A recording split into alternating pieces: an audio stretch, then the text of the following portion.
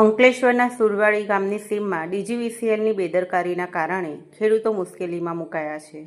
છેલ્લા ઘણા દિવસોથી સીમમાં વીજ પુરવઠો બંધ છે તો વીજ થાંભલાઓ નમી પડ્યા છે, જેના કારણે વીજ વાયરો પણ નમી જતા અકસ્માતની ભીતિ સેવાઈ રહી છે. ત્યારે સુરવાડીના ખેડૂતોએ ડીજીવીસીએલમાં આ અંગે રજૂઆત કરવા છતાં અધિકારીઓ બેદરકારી દાખવી ખેડૂતોને મુશ્કેલીમાં મૂક્યા છે. વીજ પુરવઠો ન મળવાને કારણે કેળ, શાકભાજી વગેરે ઊભા પાકને સમયસર પાણી ન મળતા નુકસાન થઈ રહ્યો છે. વીજ થાંભલાઓ અને વાયરોના સમારકામના અભાવે ખેડૂતોને નુકસાન વેઠવું પડી રહ્યું છે. ત્યારે દક્ષિણ ગુજરાત વીજ કંપની વહેલી તકે વીજ પુરવઠો શરૂ કરે તેવી ખેડૂતોએ માંગ કરી છે. ગામ સુરવાડી હાલ જે પરિસ્થિતિ સર્જાઈ છે તેને ધ્યાનમાં રાખીને અમે લોકો અહીં આવ્યા છે. હવે પરિસ્થિતિ શું છે તો કે પરિસ્થિતિની અંદર જીબીની અંદરથી જે સપ્લાય મળવો જોઈએ ને એ સપ્લાય છેલ્લા 10 દિવસથી ન મળતો, અને અમે એમને રજૂઆત કરી છે.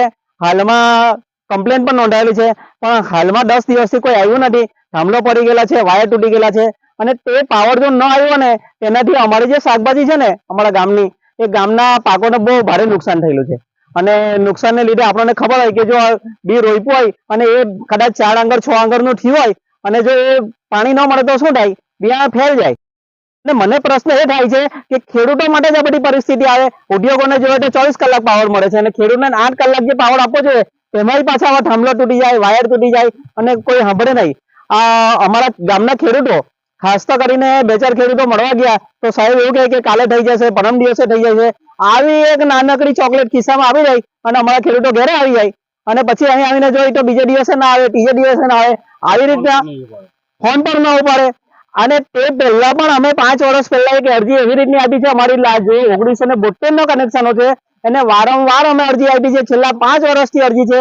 એની ઝેરોક્ષ મારા ઘરે છે અને જોતી હોય તો કાલે સાહેબને રૂબરૂ પણ આપવા તૈયાર છે. 1 મહિનો પહેલા એ ઝેરોક્ષ મેં સાહેબને આપી છે, મીમ સાહેબને, ચૌહાણ સાહેબને. અને એ ચૌહાણ સાહેબે એવું કીધું હતું કે આ લાઈન થઈ જાય.